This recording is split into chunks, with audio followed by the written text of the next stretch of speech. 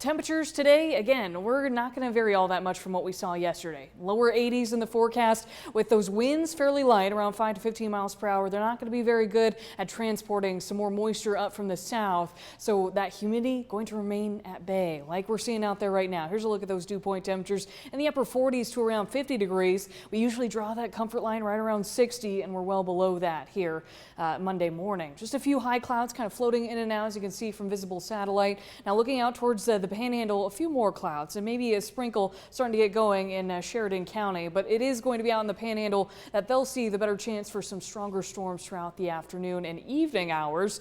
Meanwhile, here in eastern Nebraska, thanks to some high pressure, we're going to remain mostly quiet with just a few clouds floating in and out. There's a look at some of those scattered storms firing up around 4 or 5 o'clock, and a few of these, especially early on, a low tornado threat. It's really going to be some damaging wind and hail up to the size of an inch that we'll be watching for as those storms move into Cherry County, still holding together by about 8 o'clock, but these are riding on a cold front, and that cold front expected to kind of fizzle out as it moves into central Nebraska, so we lose the forcing, maybe a spot shower. You can see very isolated nature by Tuesday morning associated with some of those clouds that are rolling in and out. So for that reason, do have a slight level 2 out of 5 risk that includes Scottsbluff and Chadron, but as those storms are falling apart, only confidence in maybe a storm or two, going to be continuing those severe limits into portions of the further Panhandle. It's really the high heat that we're watching through the middle portions of this week that we have higher confidence in, especially back here at home Wednesday and Thursday, highs in the middle and upper 90s.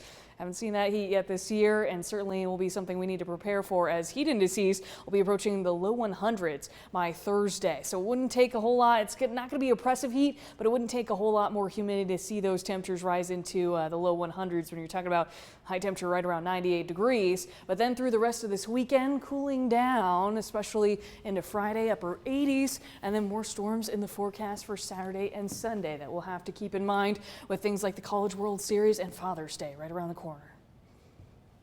All right, sounds good. Thank you very much, Jessica.